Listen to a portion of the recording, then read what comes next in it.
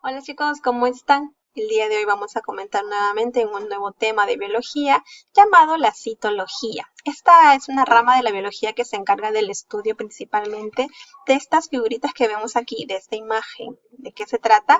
De células, ¿correcto? El prefijo cito significa célula. Te voy a comentar además entonces que el primero que empezó a usar este término célula fue Robert Hooke en 1665.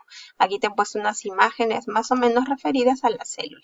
La teoría celular, que interviene mucho en 1838 por Matthias Schleiden, que viene a ser un zoólogo, y Theodor Schwann, que es un botánico, él plantea como zoólogo que todas las células, las células se encontraban en los animales, mientras que Theodor Schwann decía que las plantas tenían células. Entonces ambos se pusieron de acuerdo para plantear la teoría celular en base a los estudios antes mencionados por estos científicos, ¿verdad?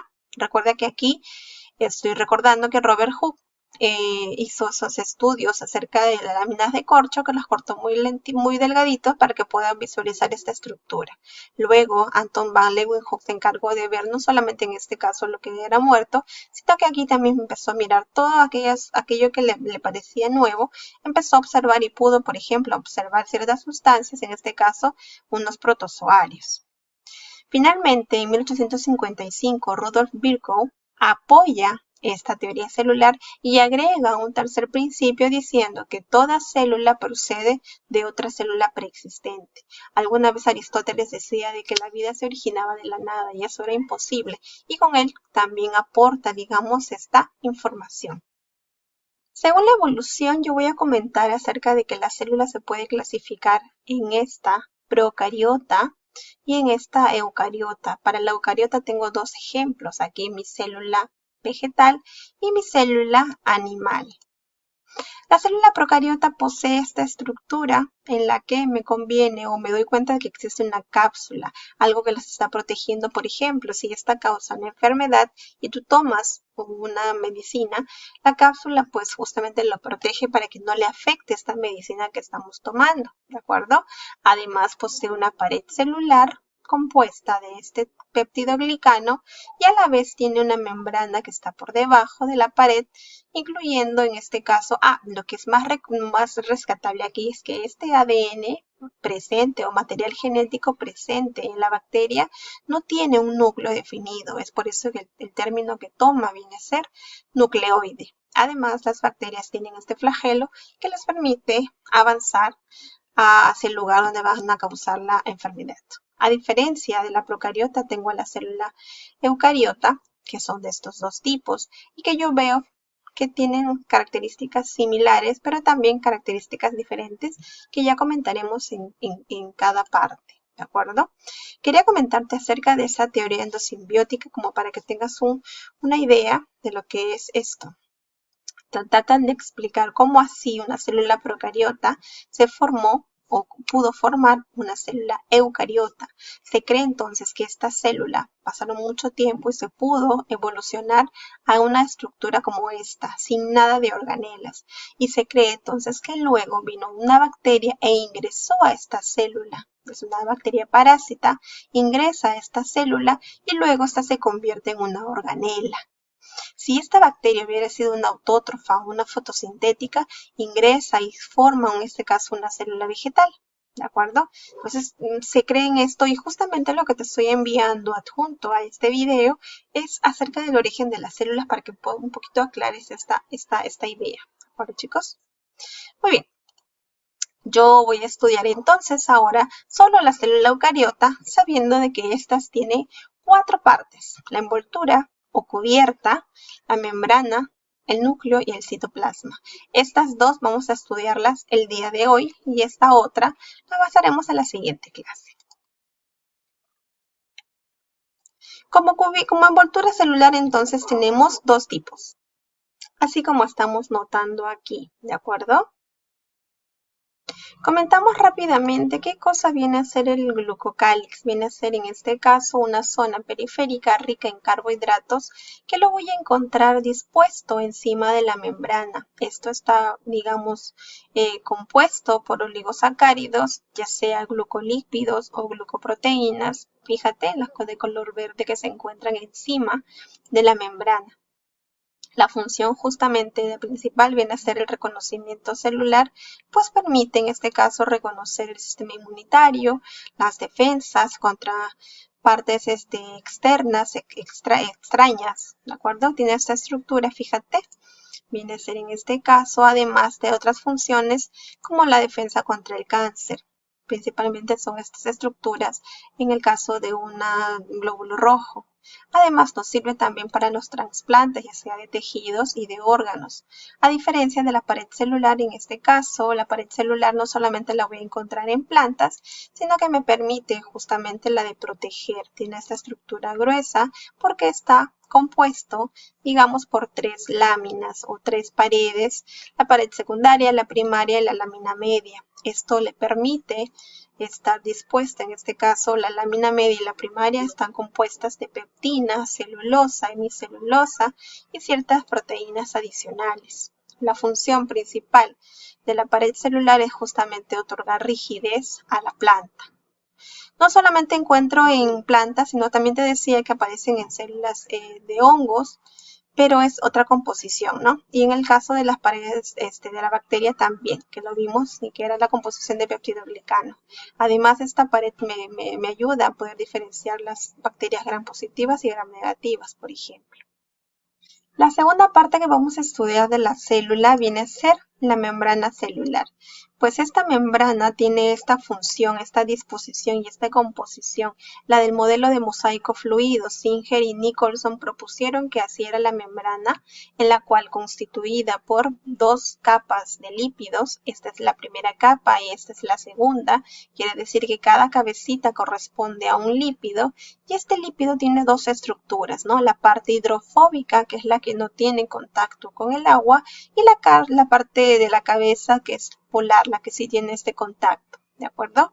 Recuerden además de que si se llama mosaico es porque justamente tiene esta disposición, la de fosfolípidos, proteínas, ¿de acuerdo? Estas proteínas que se encuentran atravesando toda la membrana se llaman proteínas integrales, mientras que las que se encuentran a un solo lado se llaman proteínas periféricas. Además, estamos viendo aquí el glucocálix que habíamos comentado hace un momento, ¿de acuerdo? Esas estructuras son el glucocálix. La membrana, principalmente la función que tiene es la de transportar sustancias, y ese transporte lo va a desarrollar por medio de estos seis tipos. Aquí tengo, por ejemplo, la difusión.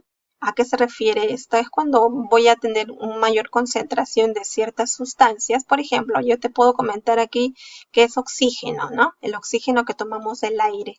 Y dentro de la célula hay poca cantidad de oxígeno. Entonces, a mayor concentración va a pasar a menor concentración. Eso se llama difusión simple.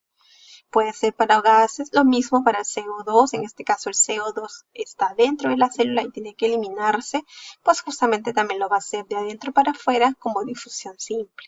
La otra tipo de transporte viene a ser la difusión facilitada, en la cual estas moléculas, estas sustancias, ya no van a poder atravesar por en medio de la membrana, sino que ahora necesitan estos como canales, proteínas, que les van a ayudar a traspasar en este caso la membrana. Igual, de la misma manera, a mayor concentración, van a dirigirse donde hay menor concentración.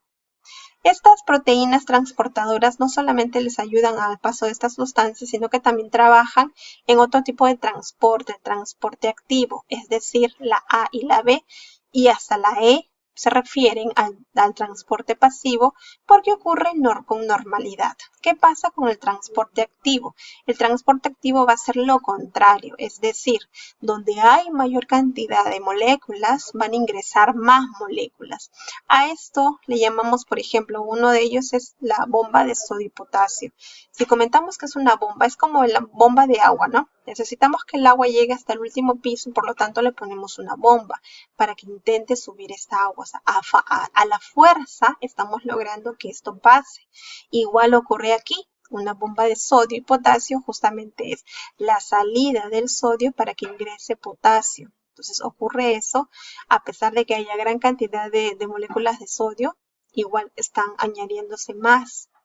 A eso se refiere con transporte activo. Y adicional es porque esto ocurre debido a que va a haber una ATP, va a haber una molécula que le ayuda a impulsar. Ahora, ¿qué pasa? En este caso me voy a comentarte acerca de la ósmosis. Solamente ocurre la ósmosis, o se llama como tal, cuando las moléculas que van a ingresar son agua, así como esta.